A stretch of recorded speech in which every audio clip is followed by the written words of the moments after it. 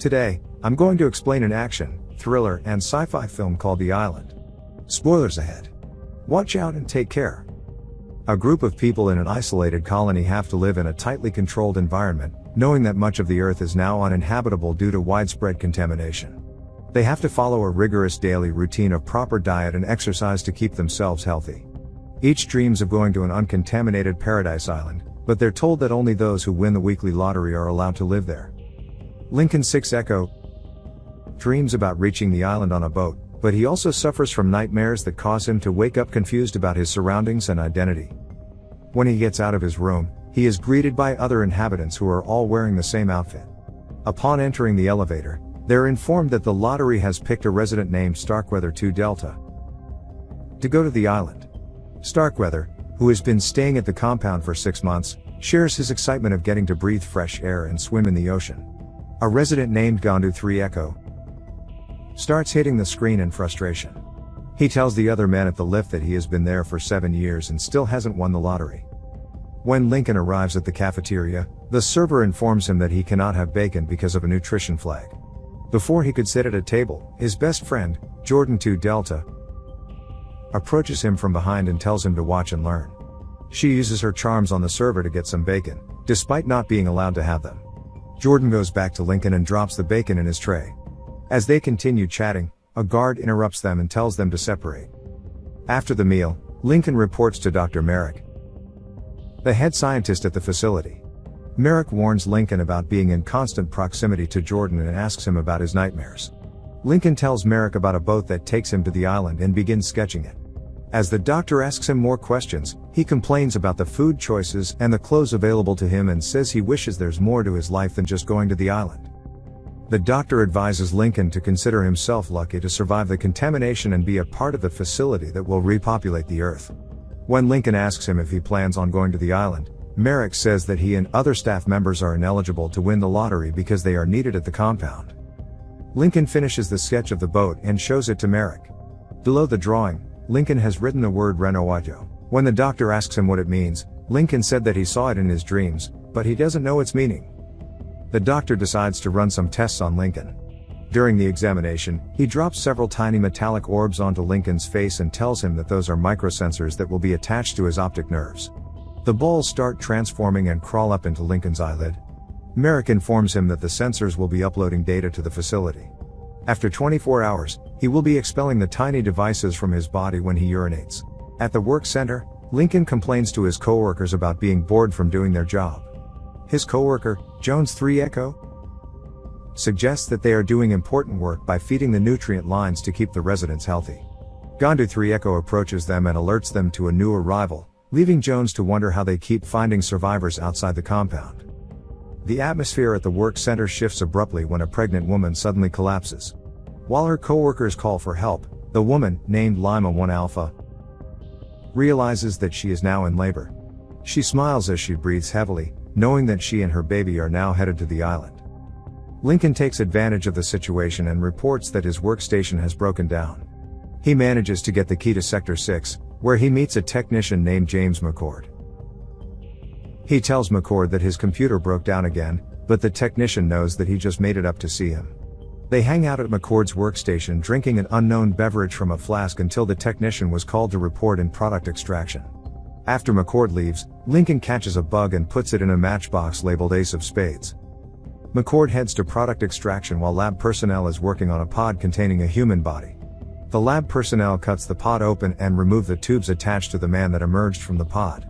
As the man struggles, a lab worker removes an obstruction inside his mouth, allowing him to breathe. A scientist comes in to check on the condition of the man. After the inspection, he tells the lab personnel that the man appears to be a fine product. They put a tag on the man's wrist and cover it with a bracelet. In another sector, more pods containing human bodies receive fluids from the nutrient lines being fed by Jones. Later that night, Lincoln tells Jordan about the bug that he found. He starts wondering about how the insects survived the contamination and surmised that something might be wrong with the facility. After Jordan leaves, Gandu and Jones approach him and tell him that the lottery is starting. The residents watch in anticipation as their photos are flashed on the screen. A few moments later, a woman announces that Jordan 2 Delta has won. While Jordan celebrates, Lincoln is dismayed by the thought of being left behind by his best friend. That night, Lincoln was abruptly awakened by a nightmare. Unable to fall back to sleep, he decides to take the bug back to Sector 6 and release it.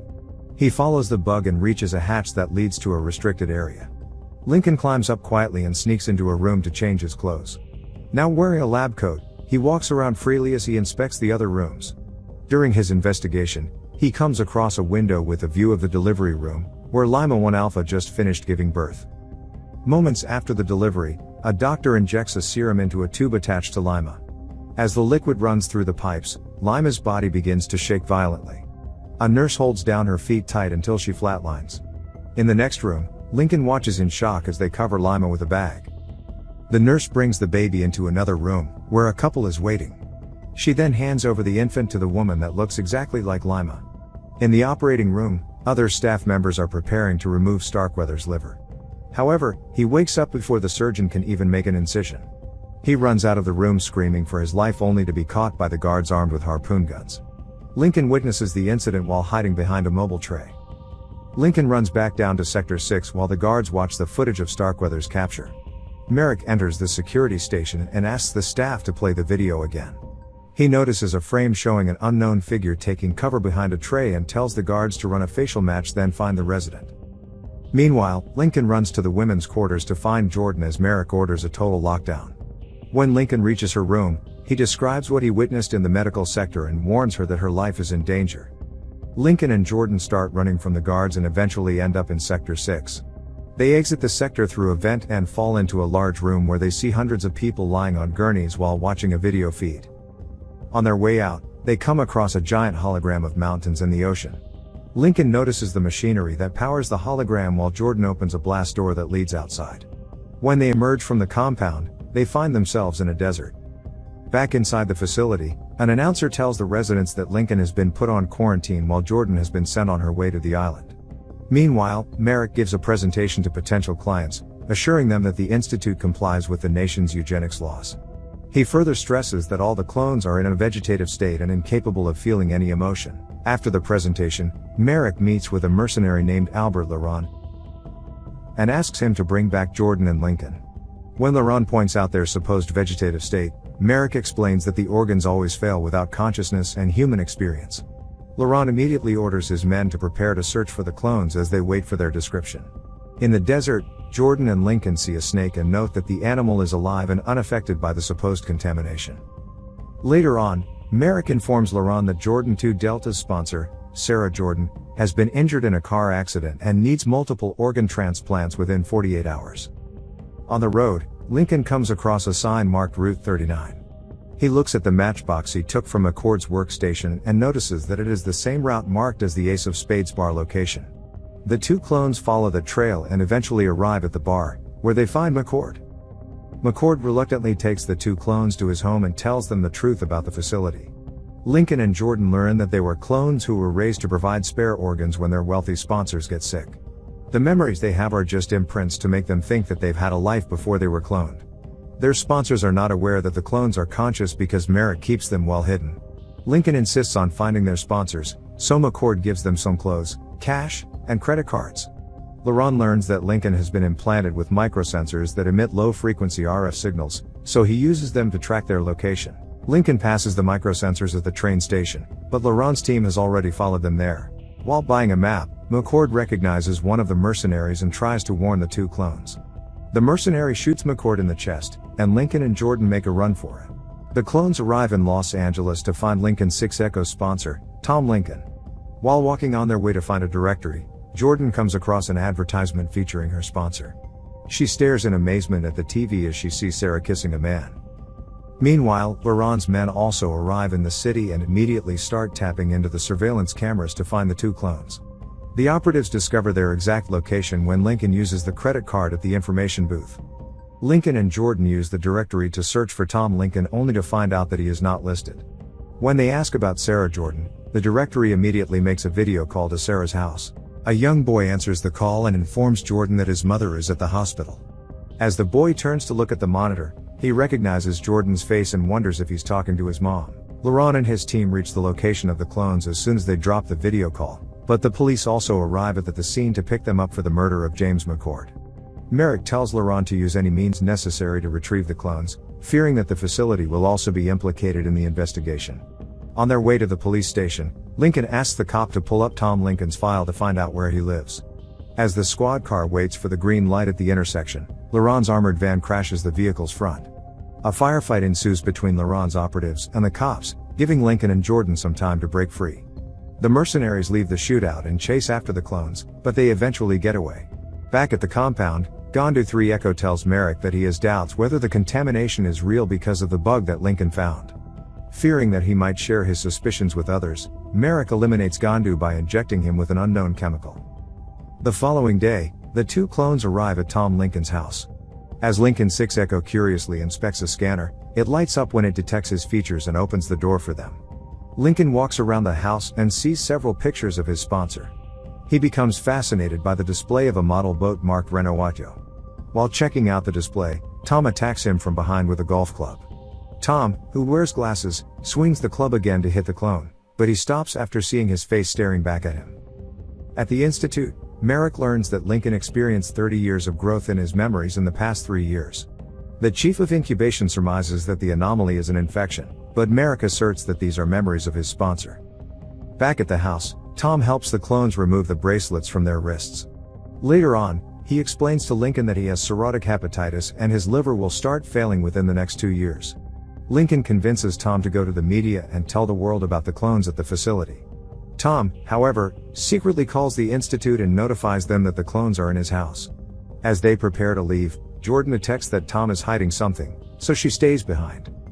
On their way to the TV station, Laurent catches up and blocks them when they arrive at an intersection. Tom suddenly points a gun at Lincoln, letting him know that he has no intention of letting the world know about what goes on at the Institute. Lincoln drives away from the mercenaries until they get to an abandoned museum. Lincoln gets out of the car and tries to run away, but Tom tackles him. As they struggle to subdue each other, Tom loses his glasses. The mercenaries arrive just in time to see the identical men emerge from the scuffle, with one pointing a gun at the other. As Laurent tries to assess the situation, both men start claiming that they're the real Tom Lincoln. As the two men argue about their identity, Lincoln 6 Echo suddenly wraps the clone bracelet on Tom's wrist. Seeing the bracelet, Laurent decides to shoot Tom. Lincoln later tells Laurent that Jordan has left the state to look for her sponsor. Realizing that some clones could behave unpredictably, Merrick orders his staff to dispose of them. The Institute calls Tom Lincoln's house to inform him of the recall and invite him back to the facility for a rescan. Merrick launches mass winnings for the lottery to remove the potentially disruptive clones from the population. Lincoln and Jordan start making plans to leave on Tom's boat and head south, but not before they free the other clones at the facility. Meanwhile, the staff at the Institute have already started disposing of the clones that are still being incubated. As Lincoln prepares to head back to the Institute, Jordan uses McCord's credit card to alert the mercenaries to her location. Laurent and his men arrive at a park to grab her and take her back to the compound, where they'll take her organs. Lincoln arrives at the facility and meets up with the public relations officer, Charles Whitman. Before they start the rescan, Lincoln knocks Whitman with a gun and goes on his way to free the other clones. In the operating room, a guard taunts Jordan as they prepare to remove her organs. When the guard turns his back on her, she takes out a gun that she hid in her pants and shoots him in the leg. She leaves the operating room with a security key and a walkie-talkie.